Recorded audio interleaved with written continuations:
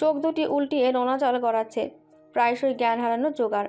ভ্রমে আটকে গেল, চোখে ধোয়া ধোয়া অন্ধকার দেখছে, যেন সে মৃত্যুর দেশে চলে যাচ্ছে। চোখের সামনে ভাসছে ওনার সঙ্গে কাটানো সেই সুন্দর মধুচন্দ্রিমা মুহূর্তগুলি। কত কত যত্ন করত ওর, কত ভালোবাসত, কত শত রাত দুজনে একই সঙ্গে অন্তরঙ্গ মুহূর্ত মাখো মাখো হয়ে কাটিয়েছিল। সেই সুন্দরতম মুহূর্তগুলি কি করে ভুলতে পারেন তিনি? বর্তমানে লোকটার এত পরিবর্তন হয়ে গেল যে তাকে আঘাত করতেও দুবার ভাবল না।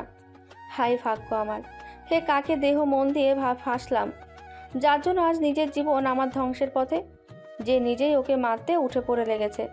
তার মনে হলো মৃত্যু হলেই ভালো হয়, অন্তত এই মুখটা আর কাউকে দেখাতে হবে না। জীবনের প্রতি ওর কঠিন বিতৃষ্ণা জমে গেল। মরে গেলেই ওর আর দামাল জাহান পৃথিবীর এত কষ্ট যন্ত্রণা সহ্য করতে হবে না। সব কিছু থেকে মুক্তি মিলবে। কখন যাবে ওর দেহ থেকে প্রাণটা? ও অপেক্ষা করতে লাগলো। এখনো লেট করছে কেন? হেই তো, দম বন্ধ বন্ধ হয়ে আসছে, শ্বাস পড়ে থেমে থেমে, জিভ শুকিয়ে গেছে। হয়তো তার আব্বাকে দেখা যাচ্ছে, তিনি ওকে দেখে হাসছেন, হাত দুটি বাড়িয়ে দিচ্ছেন। পাখি ধরতেই যাবে তার আগেই গলা দিয়ে ফ্যাস ফ্যাসে শব্দ বেরিয়ে এলো। শ্বাস শেষ অবধি বন্ধ হয়ে আসবে বুঝি। গলাটা পুরোপুরি অবরুদ্ধ লাগলো, দৃষ্টি দুটিও নিবু নিবু হয়ে আসছে, হাত পা নিস্তেজ লাগলো। আগের মতন লাফায় না আর একটু সময়, এরপরে সে দুনিয়ার বুক থেকে চিরতরে বিদায় নেবে। শেষ দুফোঁটা অশ্রু ফেললো নয়নজোড়া থেকে, মুখ দিয়ে কালিমা উচ্চারিত করলো, লা ইলাহা ইল্লাল্লাহু মুহাম্মাদুর রাসূলুল্লাহ সাল্লাল্লাহু আলাইহি ওয়াসাল্লাম। পাখির চোখের উষ্ণ নোনা জল নওয়াফের হাতের উল্টো পিঠে এসে গড়িয়ে পড়ল। ওর ঠোঁট থেকে কালিমার ধ্বনি নওয়াফের কানে ঢুকতেই ওর হুঁশ আসে। রাগের বশে সে কি অঘটনটাই ঘটাচ্ছে। জলদি হাত ঢিলে করে দিল। অতঃপর পাখির ছোট দেহটা জমিনে লুটিয়ে পড়ল। নিস্তব্ধ হয়ে রইল দেহটা। নরম চয়নে জো নেই। জ্ঞান আছে কিনা বোঝা গেল না। নওয়াফের পুরা পাগল পাগল দশা। এ কি করলো সে? তার চোখ দুটি বীভৎস আকার ধারণ করলো। কোটর ছেড়ে যেন বেরিয়ে আসবে। একদিকে বউ, অন্যদিকে মা। সে চুল খামচে ধরল। কার পক্ষে যাবে? নিজে কি করলো এটা? ডান হাতটার দিকে এক দৃষ্টিতে তাকিয়ে রইল। এই হাতটা দিয়ে তো সে মেয়েটাকে আঘাত করেছে। তার ইচ্ছে করলো হাতটাকে কেটে টুকরো টুকরো করে দিতে। পাখি নিস্তেজ হয়ে মিনিট পাঁচেক ঠান্ডা মাটির মধ্যে শুয়ে রইল। এই 5টা মিনিট পুরোপুরি জ্ঞান তার ছিল না। ছোট দেহটা ঠান্ডা মাটিতে কেবল চিত হয়ে শুয়েছিল, অথচ কেউ একটু এগিয়েও এলো না। কেবল চেয়ে যেন বাংলা সিনেমার শুটিং দৃশ্য দেখছে। মিনিট পাঁচেক পর ওর স্বল্প স্বল্প জ্ঞান ফিরল। গলাটা ভীষণ ব্যথা, খুক খুক করে কেসে উঠল।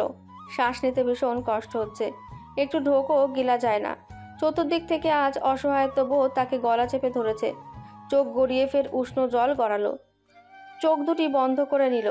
অধরের ভাঁজে ভাঁজে বিড়বিড় করে চলল কয়েকটি কথার বান। আল্লাহ কেমন জীবন দিলা! এমন জীবন তো চাইনি কখনো। নদীর স্রোতের মতন ভাসতে ভাসতে যে কুল ধরে বাঁচতে চাইলাম সেটাই ভেঙে দিলাম। জীবনের প্রতি আমার আর কোনো অভিযোগ নেই। এক পা করে হেঁটে দীর্ঘপিসির দেহটা ও দুর্বল শরীরটার সামনে হাঁটু ভেঙে বসে পড়ল। শুকনো দেহটা টেনে বুকের ভেতরে নিয়ে আসেন। পাখি পিন পিন করে চোখ খুলে ওনার দিকে চায়। ওনার চোখের পাপড়ি ভেজা। কাঁদছে নাকি? হয়তো হ্যাঁ, নয়তো না। পাখি দুর্বল চিত্তে দেহটা নিয়ে ওনার বুক থেকে নড়তে চেষ্টা করলো, তবে শত চেষ্টা করেও পারল না। ওনার বিচলিত অনুতপ্ত মুখটা দেখল। হাতটা কাঁপতে কাঁপতে ওনার গালের দিকে নিয়েও গুটিয়ে নিল, মুখটা ঘুরিয়ে নিল। জানটা তো কেড়েই নিয়েছিলেন, তাহলে বাঁচালেন কেন? I am sorry my heart. Nawab ভাই, আপনারে আমি এক আকাশ সমতুল্য ভালোবাসতাম, আর আপনি আমার এই সমুদ্রতম ঠকালে। এই দুঃখ আমি কাকে দেখাবো, কাকে বলবো? এই কটা দিনে যন্ত্রণার একাংশ ভাগ যদি আপনি উপলব্ধি করতে পারতেন, তাহলে আমাকে আঘাত করার আগে আপনার বুক অবধি কাঁপত। জানেন, এই পৃথিবীতে কষ্ট দুঃখের ওজন যদি পরিমাপ করা যেত, মনে হয় সবার আগে আমার কষ্টের ভাগ সবচেয়ে বেশি ওজন হতো। নাফ ওর গলার মধ্যে মুখটা নিয়ে গুজে দিল। পাখি টের পেল ওর নোনা জলের উপস্থিতি। ওর ঘাড় নোনা পানিতে ভিজে স্যাঁতসেঁতে হয়ে এলো। শরীরের সমস্ত শক্তি অপচয় করে পাখি ওনাকে ধাক্কা দিয়ে নিজের শরীর থেকে আলাদা করে দিতে চাইল, কিন্তু দুর্বল শরীরে পারল না ওনার বলবান শক্তির সঙ্গে। বলিষ্ঠ দেহটার আলিঙ্গন থেকে মুক্তি পাওয়া কি এতই সোজা? পাখি বুক ফুলিয়ে ঘন ঘন শ্বাস টানে। ওর বক্ষ পিঞ্জিরায় রাগান্বিত উত্তেজিত গতিবেগ বেড়ে যায়। পুরন্ত কণ্ঠের বেগ বহাল রেখে বেশ শীতল গলায় বলল, ছাড়ুন আমায়। এই যে আপনি আমায় জড়িয়ে ধরে রেখেছেন না, আমার মনে হয় কি জানেন, কীট পতঙ্গে আমার শরীরটা গিরগির করছে। আপনার স্পর্শের চেয়ে এই ঠান্ডা মাটির স্পর্শ আমাকে অধিক স্বস্তি ও শান্তিদায়ক দেয়। নব অবিশ্বাস্য নয়নজোড়া নিয়ে ওর মুখপ্রান্তে তাক করে, নীরবে নির্বিকারে ওর ঘৃণিত মুখটা ফিরিয়ে নেওয়া দেখে। এরপরে ওকে মাটিতে শুয়ে দিয়ে দেন। মাথায় খসখসে হাতটি নিয়ে আদুরে স্পর্শ বুলিয়ে দেন। আমার স্পর্শ যেহেতু তোকে এতই পীড়া দেয়, যন্ত্রণা দেয়, তাহলে থাক মাটির সঙ্গে বন্ধুত্ব করে। উনি ওকে ওভাবেই রেখে হনহনিয়ে হেঁটে চলে যান। পাখির দৃষ্টি দুটি বন্ধ অবস্থাতে বিদ্রুপ করে হাসল। ওর দু চোখের পাতা ভারী ভারী লাগলো। চক্ষু যুগলের কোল ঘেঁষে গরম নোনা জলের উপস্থিতি। পিতা হারিয়েছি, নানাও হারিয়েছি, তবু এতটা কষ্টে বুকটা আমার ক্ষতবিক্ষত হয়নি যতটা আঘাতে আপনি আমার বুকটাকে সযত্নে ধারালো অস্ত্র দিয়ে ক্ষতবিক্ষত করে ঝাঁঝরা করে দিয়েছেন। নাফের চরণদ্বয় গতিপন্থীর মধ্যে অকস্মাৎ থেমে পড়ে। আশ্চর্যান্বিত হয়ে ওর দিকে ঘুরে ফেললেন। ওর ধারালো কথার বাণে বুকটা তার ধক করে কম্পন তুলে ওঠে। পাখির নিষ্পাপ মুখটা এক ঝিলিক দেখেন। পাখি ঘৃণায় ওনার থেকে মুখটা ঘুরিয়ে নেয়। নাফের দিকে তাকায়ও না। তবে ওনার কর্ণপাতে ওর মুখ্য কথন বাক্যগুলি এখনও প্রতিধ্বনিত হচ্ছে। তার অনুপস্থিতিতে এত কিছু ঘটনা ঘটে গেল, অথচ কেউ অবধি তাকে এসব জানায়নি পর্যন্ত। নিস্তব্ধ নিস্তেজ হয়ে আছে মেয়েটির দুর্বল শীর্ণ ক্লান্তিময় দেহটি। দেহ থেকে নিঃশ্বাসের গতিগুলি পড়ে ধীরুজে ধীরুজে। কনকনে শীতের রাতে তা অমন ঠান্ডা মাটির ভেতরে ওর ভারহীন দেহটা বরফ হওয়ার দশা। ওই তো দূরে মুস্কান ইচ্ছেকে দাঁড়িয়ে থাকতে দেখলো। আর কত শত লোক দাঁড়িয়ে আছে। সকলের চোখে ওর জন্য বিন্দুমাত্র মায়া দেখল না, কেবল ঘৃণা তুচ্ছতা দেখতে পাচ্ছে। বিশেষ করে মুস্কানের চোখে ওর সারা অঙ্গ যেন বৈশানরে দাউ দাউ করে জ্বলছে। সঙ্গে অদরের কোণে খেলা করছে এক অদৃশ্য রহস্যময় প্রাণখোলা হাসি। পাখি মাটির উপর ভর দিয়ে উঠে বসলো। বুক ধরে কতক্ষণ খুক খুক করে কাশলো। এক গ্লাস পানির তৃষ্ণায় গলাটা শুকিয়ে কাঠ লাগলো। তার ওপর গলা চেপে ধরার ফলস্বরূপ ঢোক গিলতে গেলে রুহুটা বেরিয়ে আসার জোগাড়। প্রসূরময় দেখতে মুখটায় বেদনার্ত ছাপ। কোকড়া চুলগুলিতে শুকনো ঝুরা মাটি লেগে আছে। পাখি থম মেরে কিয়ৎক্ষণ বসে রইল। কোনো এক অমোঘ ভাবনান্তরে অভ্যন্তরে জড়িয়েছে নিজেকে। শীর্ণ চোখ দুটি মাটির দিকে নিবদ্ধ ও স্থির। উঠে দাঁড়ানোর শক্তিটুকুও যেন পায় না। তন্মধ্যে শীতের রাত চিরে আবির্ভাব ঘটল এক মধ্যবয়সী মহিলার, যার তেজস্বী রূপের ছটা যেন স্বল্পক্ষণে জলজল করে উঠল। হেঁটে আসে কোনো রানীর ভঙ্গিমায়। লম্বা দাপাক্ষাপা দেহের গঠন, কোমর সমান চুলগুলি পুরো পিঠে ছড়িয়ে। ফর্সা শরীরে কচু পাতা রঙের শাড়িটা বেশ মানানসই। বয়স হলেও রূপ যেন এখনও আগের মতোই। তার গলদেশ থেকে গম্ভীর ও তেজস্ক্রিয় গলার একটি স্বর ভেসে এলো, পাখি চলে আয়। পাখি বিস্মিত নজরে সদর গেটের দিকে চাইল। কণ্ঠটিও অতি সুপরিচিত, যা শুনেও শরীরের বল বাড়ে, শক্তি বাড়ে। কাজল রেখাকে দেখে পাখির গায়ে শক্তির সঞ্চয় এলো। শুকনো মাটি নিয়ে উঠে ওর আম্মার কাছে ছুটে চলল। ঝাঁপিয়ে পড়ল মায়ের কোমল আদরময় বুকটাতে। কাজল রেখা ওর মাথায় ভালোবাসাময় স্নেহের হাত বোলায়। মায়ের আদর স্নেহ পেয়ে মেয়েটা আবেগে লাই পেয়ে উঠল। হু হু করে অশ্রু বিসর্জন দিতে লাগলো। ক্রন্দিত মুখশ্রী থেকে অভিযোগ অনুযোগ করতে লাগলো, আম্মা, দুনিয়াতে এত মানুষ থাকতে আমাদের কেন ভুল মানুষের সঙ্গে দেখা হয়? কাজল রেখা বেশ শান্ত, মুখ নাড়লেন না। যেমন তার শক্ত অভিব্যক্তি, তেমনি তার অঙ্গভঙ্গিমার অহংকারের দাম্ভিকতা।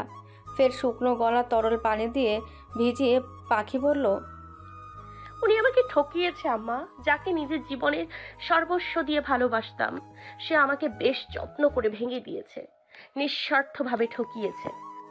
পাখির মাথার ওপর চুমু খেলেন কাজল রেখা। ওকে বুকে আগলিয়ে রেখে বলে উঠলেন, বিশ্বাসঘাতকতা করা ওদের পরিবারে আজ নতুন কিছু নয়, এটা ওদের বংশগত পেশা। বিশ্বাসঘাতকের রক্ত বইছে যে শরীরে, তাই রন্ধে রন্ধে মানুষ ঠকানো কোনো বিষয় না। নাফের শক্তপোক্ত শরীরটা থম মেরে রইল। ললাটে ঈষৎ চিন্তান্বিত ভাঁজ। কাজল রেখার কথন বচনের প্রত্যুত্তরে উত্তর দেওয়ার মতন শব্দ উঠল না জিভে। ফাতিয়া নুরের বুক দিয়ে ব্যথা উঠল, তীব্র ব্যথা, অসহনশীল। চোখ মুখ খিচে তিনি গোঙান। না ব্যস্ত হলো। ওর আম্মির জন্য উতলা ব্যাকুল হয়ে উঠল। এগিয়ে গিয়ে হাঁটু ভেঙে ওর আম্মির সামনে বসে পড়ল। কোথায় কষ্ট হচ্ছে আম্মি? ফাতিহা নূর বুকে হাত তুলে নিভু নিভু চোখে কাজল রেখাকে এক পলক দেখেন। এরপরে দৃষ্টি ঘুরিয়ে নিয়ে বলেন, আব্বু, আমাকে একটু ভিতরে নিয়ে যাও, ব্যথায় বুকটা ছিঁড়ে যাচ্ছে। দাঁড়াও, নিচ্ছি। তোমার ড্রেসিং প্রয়োজন, রক্ত ঝরছে।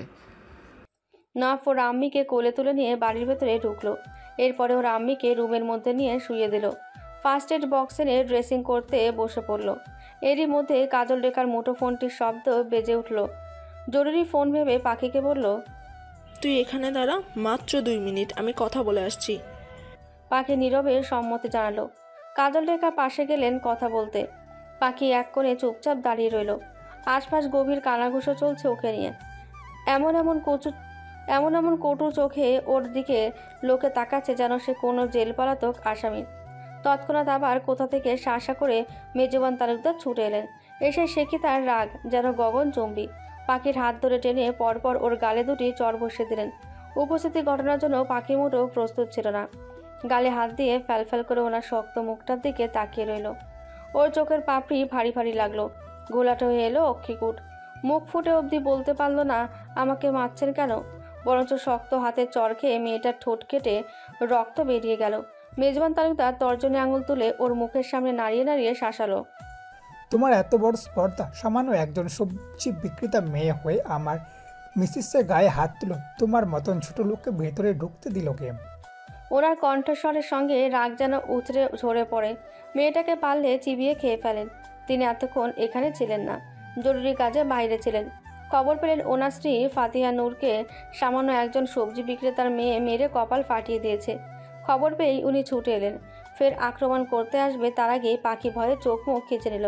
কিন্তু তার গালে থাপ্পড়ের শব্দ পেল না। ভারী অবাক হলো, পিটপিট করে চোখ জোড়া খুলল। দেখতে পেল ওর আম্মা চোখ রাঙিয়ে মেজবান তালুকদারের হাতটি শক্ত করে চেপে ধরেছে। শুধু চেপে ধরাতে সীমাবদ্ধ ছিলেন না, হাত মুচড়ে পেছনের পিঠের সঙ্গে ব্যথা দিয়ে ধরেছেন। দিব হাতটা ভেঙে। সেই মুহূর্তে মেজবান তালুকদারের দুনিয়া যেন থমকে গেল। হাতের ব্যথা ভুলে গিয়ে অবাক নেত্রনয়নে সুশ্রীর নারীটিকে অপলক চোখে তাকিয়ে দেখলেন। কতকাল পর দেখল সুন্দর মুখটা। তার পুরনো স্মৃতিগুলি ফের মনে পড়ে গেল। চোখের সামনে ভাসতে সেসব সোনালি অতীত। অমনি দৃষ্টিজোড়া ওনা ছলছল করে উঠল। কষ্টের বুকটা কেমন দুমড়ে মুচড়ে উঠল। কেন হলো না এই নারী তার? কি এমন অপরাধ ছিল? শুধু তো কেবল ভালোবেসেছিল আর ভালোবাসা চেয়েছিল। এটাই কি ছিল তার অপরাধ? নিজেকে ধাতস্থ করে বললেন, হাত ছাড়ু রেখা, লাগছে আমার। তোমার মেয়ে এখন কিছু প্রাপ্তি বাকি আছে, ও আবার চোরের উপযুক্ত। ওনার হাতটা ঠিকই ছাড়লো কাজল রেখা, তবে বীর সাহসী নারীর মতন একখান কর্মকাণ্ড করে বসলো। পিঠের পেছন থেকে ধারালো রামদাটা বের করে হাতে তুলে নিল। মেজবান তালুকদারের মুখের সামনে রামদা তুলে কর্কশ্বরে শাসালেন, মারেন দেখি একটা থাপ্পড়, দেখি আপনার সাহসের নমুনা। খানিকটা গলদেশ ভিজিয়ে নেন। ফের চোখ রাঙিয়ে বলেন তিনি, একদম জায়গা মতো কেটে দিব। স্বামী খুন করেছেন, চুপ করে আছি। বিধবা হয়েছি, ভাগ্যকে মেনে নিয়েছি। কিন্তু সন্তানের গায়ে আঘাত করবেন, আমি কাজল রেখা সহ্য করব না। আজ যদি আরেকটা থাপ্পড় আমার সন্তানের উপর পড়ে, এখানে আমি কাজল রেখা রক্তের গঙ্গা বইয়ে ছাড়ব। দেখি কোন বাপের বেটা আছে আমায় আটকায়। একটাকেও জীবন্ত ফিরতে দিব না। মেজবান তালুকদার দমে গেলেন। অপলক চোখে এই ভদ্র মহিলার দিকে তাকিয়ে রইলেন। তার কিশোর যুবক বয়সের প্রেম এত সহজে বলতে পারেন না। কতটা মাতলামি করেছেন এই নারীকে পাওয়ার জন্য, কিন্তু কঠোর নারীটি হয়নি তার। কত শতবার লুকিয়ে দেখতে চেয়েছিলেন, পায়নি তার সাক্ষাৎ। সেই তেজ, সেই রাগ, সেই মুখের ভঙ্গিমা একই আছে, কেবল নারীটি তার নেই। মানিক পৃথাকে দেখে ওনার হিংসে হতো, গায়ে আগুন জ্বলে যেত। আর পাখি হয়েছিল ঠিক মানিক পৃথার মতন দেখতে, যার কারণে তিনি এই মেয়েটাকে সহ্য করতে পারতেন না। দেখলেই রাগ উঠত। উনি ফের কাজল রেখা জ্বলন্ত চোখ দুটির দিকে তাকান।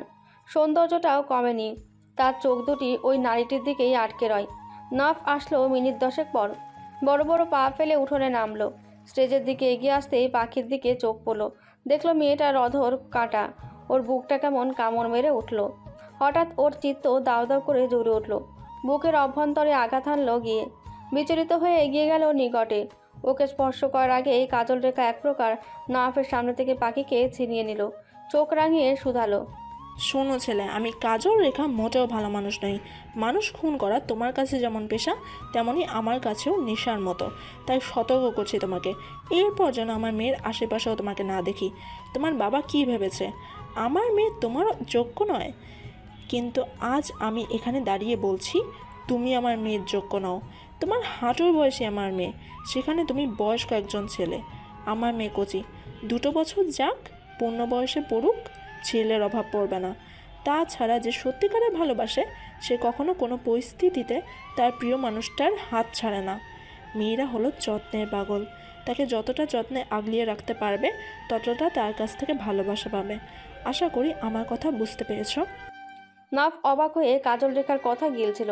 সামনের পথগুলি যে বিপর্যয় নিয়ে আসবে তা সুনিশ্চিত, কিন্তু সে কি পারবে তার প্রেম ভালোবাসাকে ভুলতে? অত সোজা না।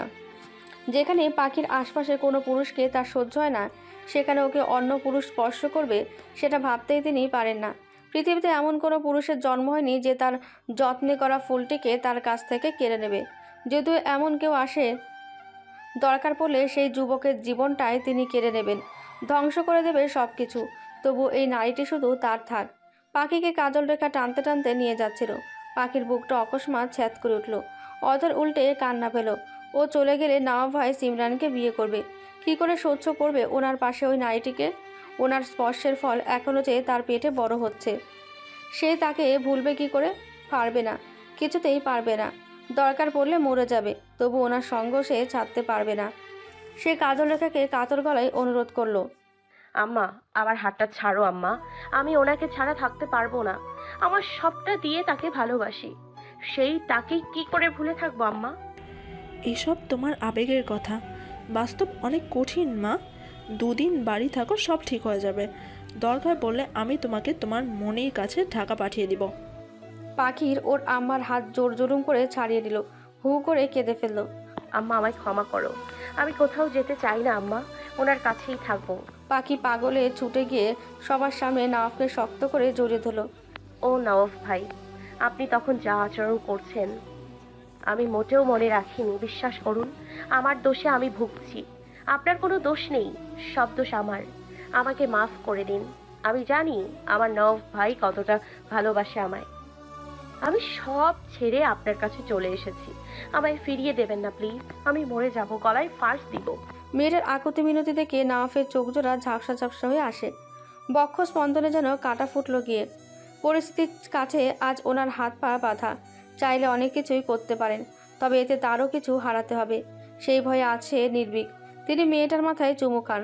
এরপরে পাখির আলিঙ্গন ছাড়িয়ে ওর অদরের কোণের রক্ত নিজের পাঞ্জাবি দিয়ে মুছে দেন।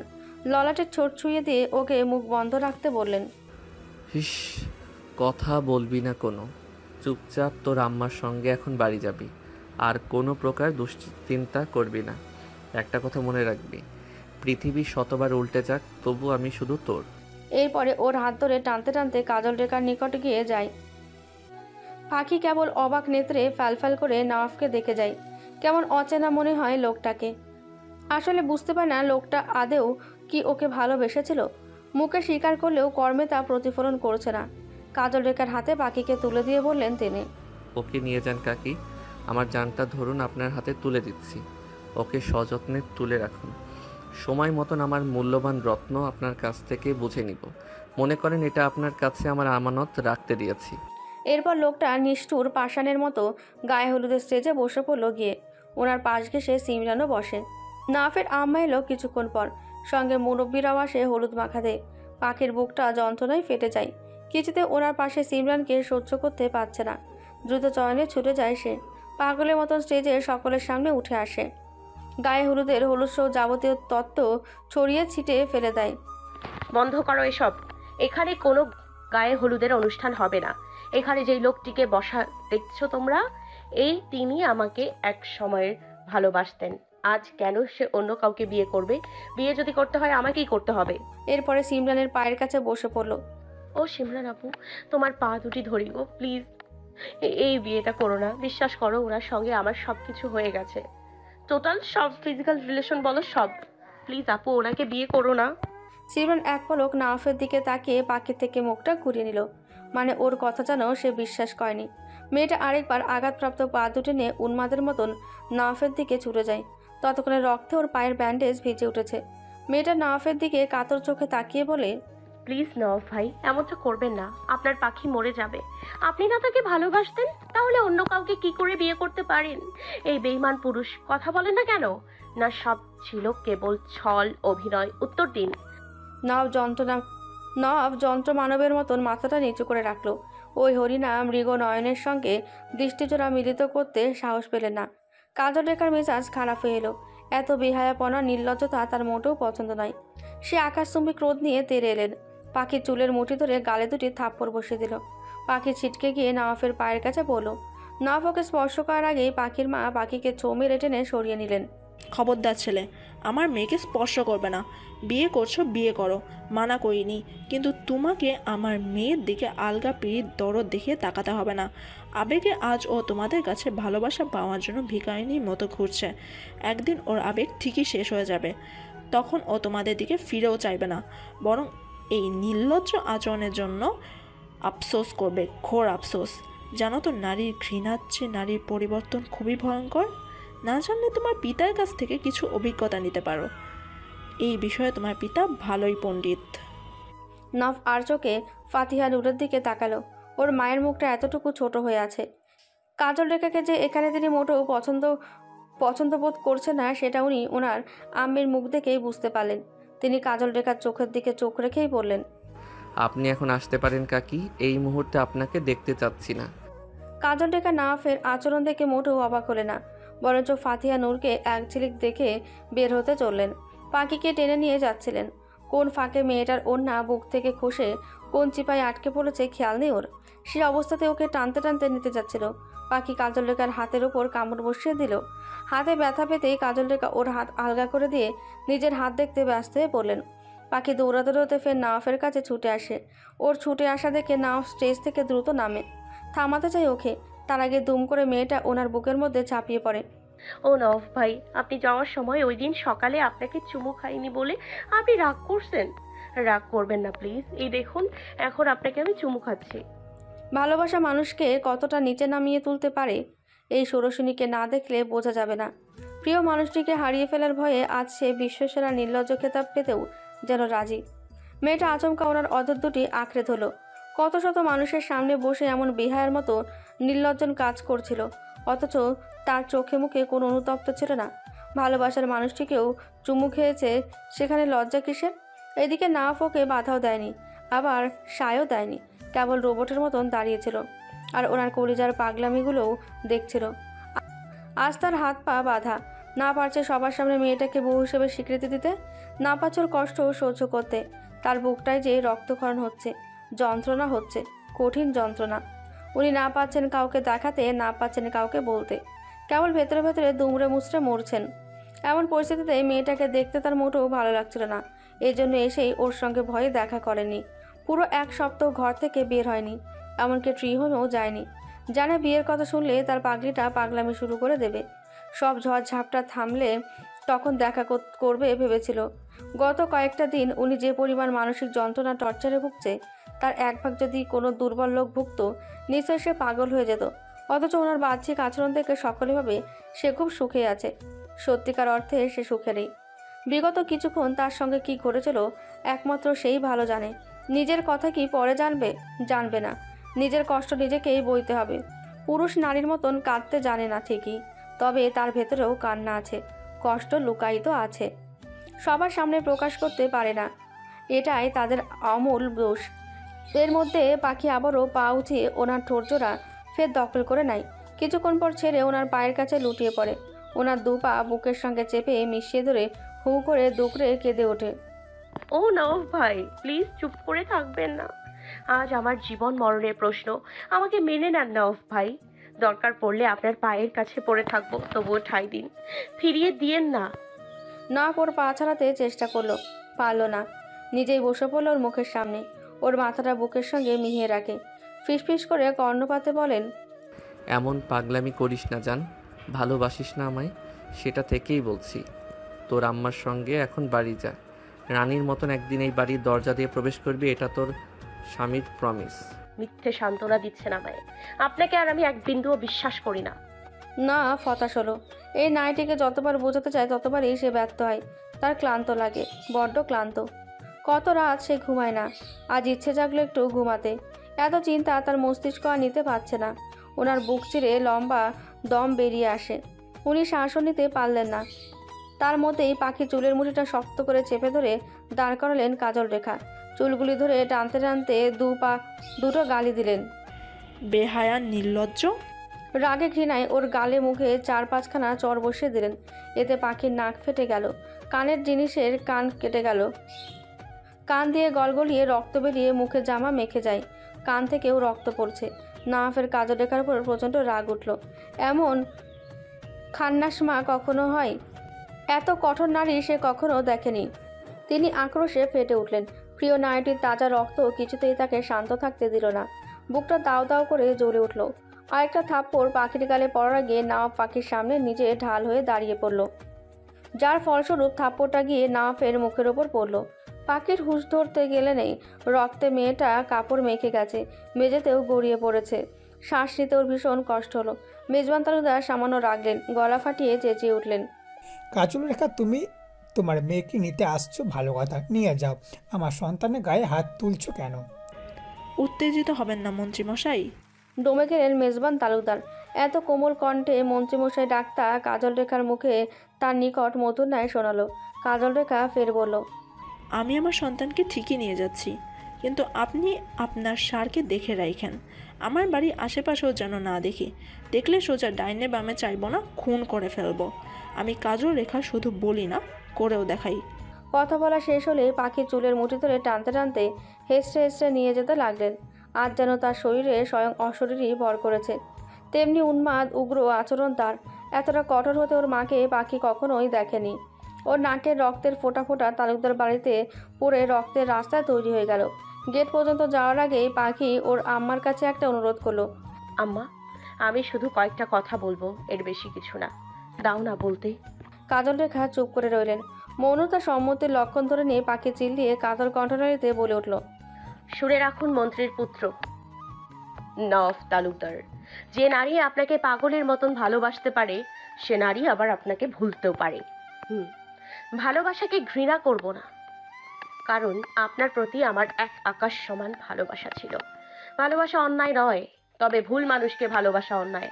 অতএব তাকে ঘৃণা করার প্রশ্নই আসে না। তবে আমি পরিবর্তন হব, ভয়ঙ্কর পরিবর্তন, যার পরিবর্তন আপনার গোটা নওয়াবকে নাড়িয়ে দেবে। জানেন তো, নারীর ঘৃণার চেয়ে নারীর পরিবর্তন সবচেয়ে বেশি ভয়ঙ্কর। ও শ্বাস টেনে দম নাই। শুকনো ঠোঁটজোড়া নরম জিভের তলে পিষে চুবিয়ে ফের বলল, আরো শুনুন, পাখি আর আপনার কাছে আসবে। আর শুনুন, আরো শুনুন, পাখি আর আপনার কাছে আসবে না, আর আপনাকে ভালোবাসবে না।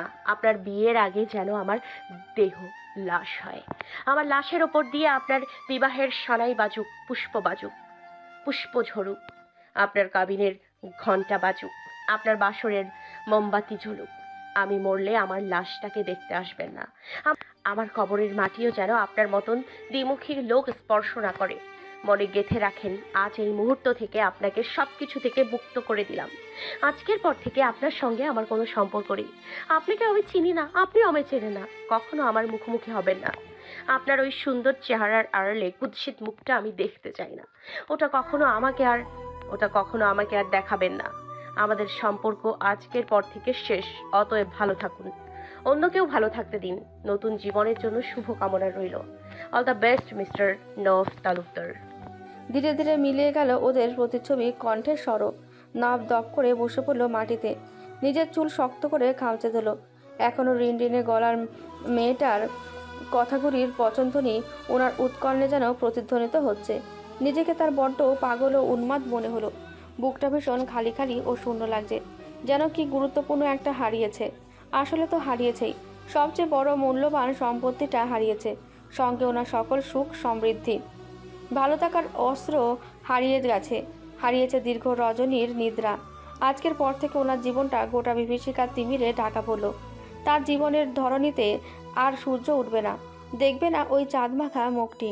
মেয়েটার চোখে মুখে নিজের জন্য যে তীব্র ঘৃণা দেখেছিল, সেটা ওনাকে বড্ড পোড়াচ্ছে, জ্বালাচ্ছে, যন্ত্রণাময় পীড়া দিচ্ছে। এত এত কষ্ট তিনি সহ্য করবেন কি করে?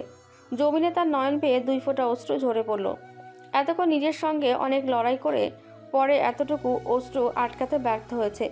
মেয়েটার প্রতিটি কথার বাক্য ওনার ভেতর ও বাহিরটা বিভৎসতার সঙ্গে নাড়িয়ে দিয়েছে। তার মাথা ঠিক নেই, চোখ দুটি ভয়াবহ লাল দেখাচ্ছে। এরই মধ্যে কাঁধো কারো স্পর্শ পেল। ঘাড় কাত করে দেখলো ওর আম্মি ফাতিহা নূর।